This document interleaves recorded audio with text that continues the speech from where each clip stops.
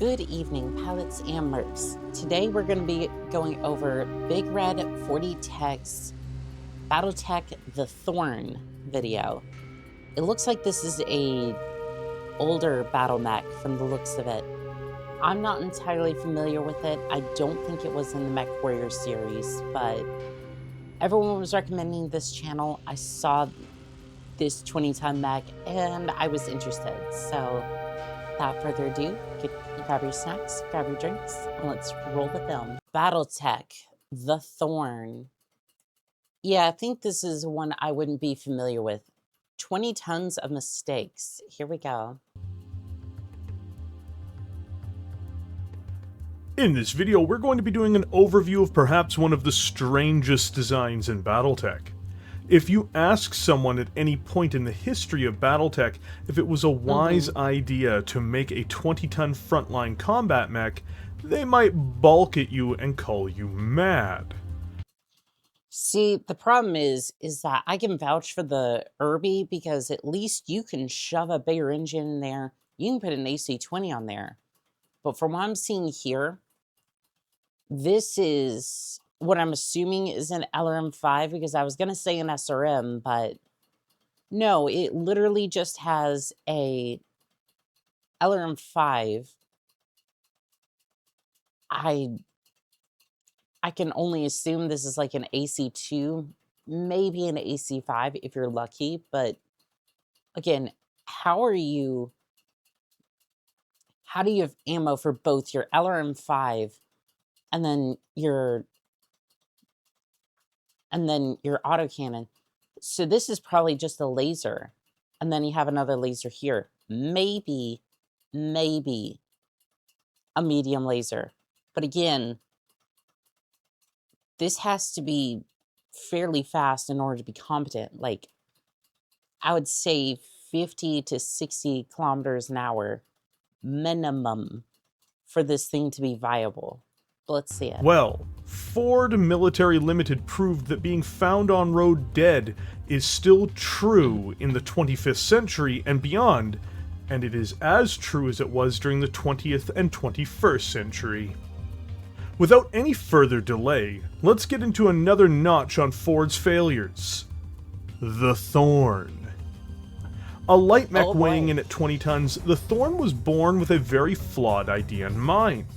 Ford Military Limited in the 25th century believed that it was possible to create a frontline combat unit designed to be in the thick of the fighting that weighed 20 tons, and later believed that cutting-edge You see, this makes no sense to me because where the hell are you going to put all the armor that you need in order to have this thing comparable? Because again, the Irby has like 5 tons of armor, and that's it. Technology would allow them to do it when they moved to retrofit the Thorn series after its questionable launch. The hype around its relaunch is noteworthy as well, as many would-be purchasers believed that this mech was going to open up possibilities for them militarily.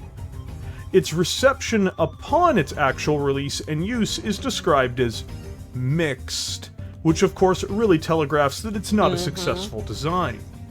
Though other variants would eventually change the Thorn's role in a variety of ways, this mech's first iterations are largely not satisfactory. Interestingly enough, this mech is more a component of the Hegemony armed forces than the SLDF, though both would make use of these machines. After the American Civil War and the Second Succession War, the Thorn became a legacy model, and only a handful of downgrades were produced and exported during this time. The Thorn would largely vanish from inventories across the inner sphere. Ford would begin to manufacture and export these mechs once again with Comstar's blessing, though this would be complicated by the arrival of the new set of rulers on Terra a little later, namely the Word of Blake, who would find value in this chassis in their own way. The first model of the Thorn was the THE-F, which is identical to the later downgrade, the THE-S, but the most common model, and the one which was produced and received with the most hype before its questionable launch, is the THE-N. Powered by a 4-ton GM 120 Fusion standard engine, the Thorn can be propelled up the field at a maximum speed of 97 kilometers per hour, or 9. Okay, so it's fairly fast. Again, my question is, you have an SRM-6 on here. It looks like an SRM-4 and maybe smaller medium laser. But again, the medium laser is like 5 tons. This one's already like 2, and that one's already about... I want to say that one's closer to 5 tons. So that's already like 10 to... close to, if not 12, 13 tons right there. You still need ammo, heat sinks, 9 movement all points that. in the tabletop game. This gives it a near identical speed to the Stinger and Wasp, two mechs which occupy the same weight bracket. What the Thorn lacks when compared to its immediate peers is jump jets, which reduces its maneuverability and also ensures that if it gets into a bad situation, it may not be able to get adequate distance over complex terrain features, or may not be able to slip past pursuers at an adequate speed to escape severe reprisals for its involvement in a battle. While not immobile, it's not exceptionally fast for its weight, and its lack of either raw speed or maneuvering means it cannot also function as a scout. For heat sinks, the Thorn doesn't need to and can't invest past its base level, which is more than okay given its onboard systems and lack of jump jets. In terms of weaponry, for a 20-ton mech, the Thorn shows off one of its relative strengths. To start with, it comes with a Zeus 5 LRM launcher, or an LRM-5, giving it an extended range beyond what most of its competitors can muster. Where's the LRM-5 on this? Are you telling me this is the LRM? Okay. Because this looks like an SRM-6 in its arm. That's why I was confused. And again, I said I was familiar with the Wasp. I've seen it a couple of times during some of the mech tech footage and me trying to play the game, which did not go well for my training event, but that will probably be saved for later. I don't know about this that. is used to pursue fleeing units predominantly, or provide fire support. The problem is, with the Thorn being designed as a line mech, and being an underperforming scout, this LRM is pressed into combat either against mechs with much more firepower at range, even in the same overall weight class like the Valkyrie or the Panther, and who are also significantly more armored. Or it may now find itself being rushed at close ranges, meaning that it may only get a scattering of shots off, perhaps firing a moving target at high speed, reducing its accuracy against its incoming enemies. Once the engagement does reach short range, it is well served, for its weight, with twin Hellion Spitfire medium lasers, which can do real damage in close, but only minimally outperforms the Wasp. Where in any of this design would you tell me that there's...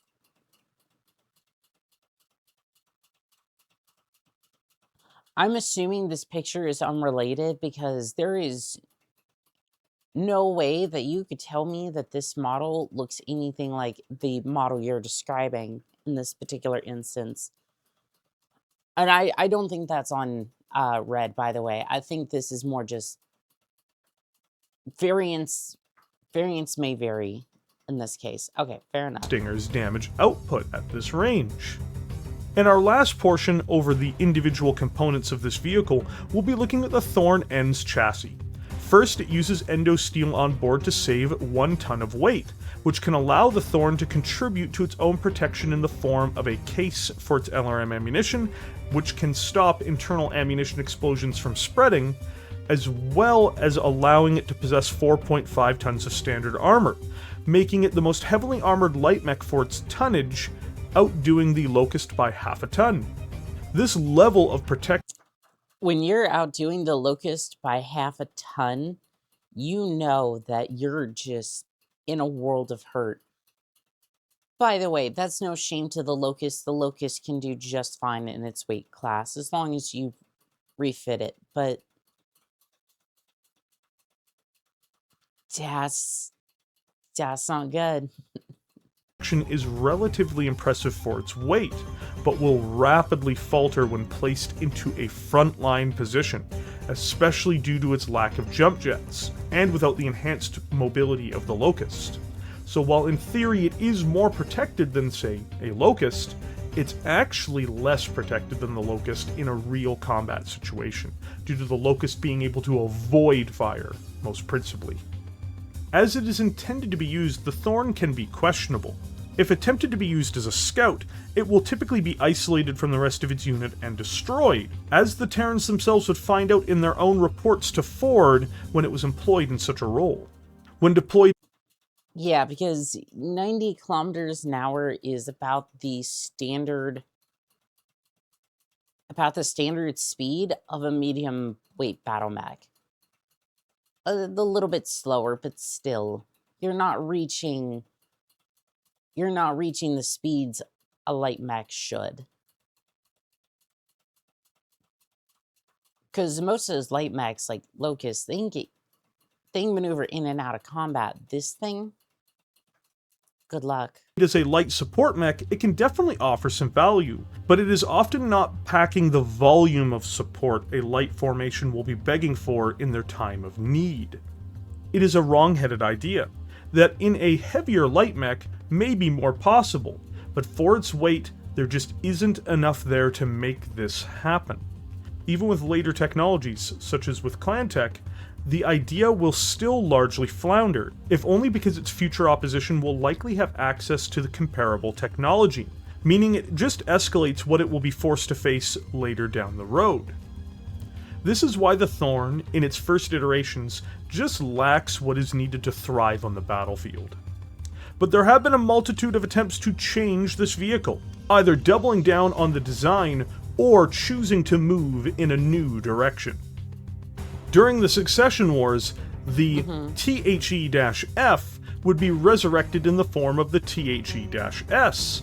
These units are functionally identical to one another, only the latter was greenlit by Comstar, whereas the former was greenlit by the former Terran regime. The weapons are identical, as is their engine, but endosteel is not applied to this design. What this means for the Thorn is that it needs to remove the case and a half a ton of armor in order to keep the mech within its weight range. That is terrifying because you're removing the case, which, as I know from messing around with the mech lab for way too long, internal ammo explosions are devastating. Especially on a light mech because you don't really have any other components between you and the CT. As soon as that explosion gets to the CT, you're done. Especially on a battle mech like this, you're done. You as soon as you hear that audible alarm go off, you might as well just eject. Because you're probably done at that point. And half a ton of armor means you have less armor than the Locust. So, bear that in mind. It's not a significant downgrade in performance for the Thorn, but it does make the mech less survivable as a result of reduced protection, and it has a higher chance of a catastrophic explosion taking place internally. This would see service in the original HAR, and in successor states during the Succession Wars. Another Star League-era variant of the Thorn comes in the form of its Royal variant, the one designated for use with elite units in the Star League Defense Forces. This would use sophisticated technology to attempt to advance the Thorn as far as they could, and even pushed it into effectively a 20-ton sniper role. It replaces the LRM system and reduces one medium laser to a small laser, in order to install an ER large laser. To make room inside of the mech, it mounts an XL engine on board, making it unfortunately less survivable. It does, however, install a map. You put So let me get this straight. You reduced the LRM, the long-range capabilities, and then decided, yeah, we're just going to put an anti-pigeon laser onto this thing. And then on top of that, right, we're going to put an XL engine on this thing. I have done some mad things in my time. And to be fair, this is supposed to be a sniper at this point, so fair play. But as soon as you get hit in any capacity on this mech, besides like both legs, your mech is done. Your mech is toast. But sure, go for it. With the last of its saved weight, Not like giving I it haven't potentially the messed around speed with the it Mac lab needs for to long escape a enough to know bad that situation. that is a terrible idea. Overall, this is an improvement over the original, but frankly, it performs a very different role. Namely, trying to pick off targets at range with an ER large laser, rather than being a frontline battle mech.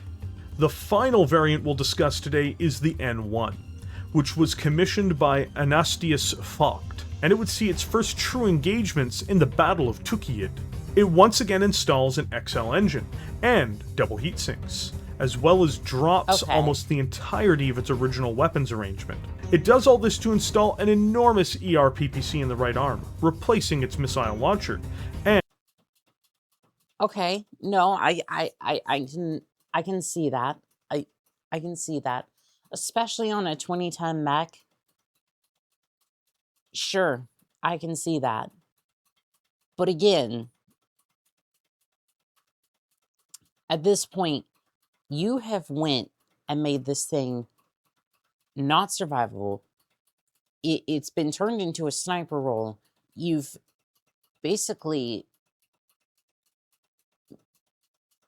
made it to where if you destroy a component anywhere above the torso line, you're done. That XL engine is going to explode, and then that's going to be that. But I would say a PPC is probably your best bet in this instance. If you have to go with this chassis, that would be the way I would go. Because then you can just pick off targets from range, and that'll be fine. But again, Panthers exist. Just saying. and installing a single small laser. It is essentially doubling down on the firepower that the former Royal model did, embracing the concept that the Thorn could operate as a sniper. For a 20-ton mech trying to pick off targets at range, this is not a bad investment at all, so long as it chooses the terms of its engagements with its enemies. The Thorn is a failed attempt to embrace a concept that is almost impossible to achieve. While there are circumstances where the base models may excel, it's not the norm, and they are consistently outshined by their 20-ton stablemates in terms of desirability. Namely, the Mercury, Locust, Stinger, and Wasp all prove themselves in their intended roles, while the waters are much, much murkier for the Thorn. Again though, this isn't to say that it's wholly without use. It's just to say that the ideas behind making it were flawed in their outlook for what could be achieved and where. Which kind of sucks, because I am intrigued by the idea of a 20-ton battle mech that can be used for frontline fighting. That is a very interesting concept, because again, this thing would probably be cheaper than 90% of battle mechs. But with all the upgrades you'd have to go through, you're basically better off just buying an Irby, upgrading that, and seeing what you can do with it. Because again, I know I keep using the Mechwarrior mechs, and I'm slowly starting to learn the BattleTech ones. This would be my first real introduction into it, but it is a cool looking mech. I just wish that it wasn't so fragile. Alternative models, like the Royal and later like the N1, would abandon its foundations as a design entirely, and would implement new technologies to make the Thorn have a more respectable reputation. and to be very far away from being a frontline battle mech as they were originally described, instead becoming light direct fire support, with some armor to try to keep it alive should it gain the wrathful ire of one of its heavier targets. I'd say the Thorn has been a thorn in its enemy's sides, but for most of its history, outside of some noteworthy exceptions, the Thorn has probably been its namesake to whoever bought it. Thank you for joining me here today. If you enjoyed this video, please hit the like button and subscribe to the channel. To be fair, you probably spent all of like 2 million C-bills on this thing. I can't imagine it would be that much more than the Irby. There is new content on this channel very frequently, and I'd appreciate your support. Also, a huge thank you to all of the YouTube members who support this channel, as these videos are only possible because of viewers like you. With that, I will catch everyone in the comments section below. This was a fantastic video, by the way. I love how they broke down the Thorn here. Pretty much like the standard battle mechs from the Mechwarrior side of things. And again, I've been trying to steer towards BattleTech. MechTech, as I've learned, or just like the tabletop version, is a lot different from the Mechwarrior games. Again, I'm going to save that for a different time, but yeah, it's a lot different, and I can see where this sort of mech would try to be either a sniper or frontline role and actually be very effective in that particular regards, and how that would basically turn out for everybody. But yeah, with that, the link to this video will be in the cards and the description, so if you want to go ahead and check them out, give them some support for this video, that would be fantastic. Otherwise, this has been Annika, signing out.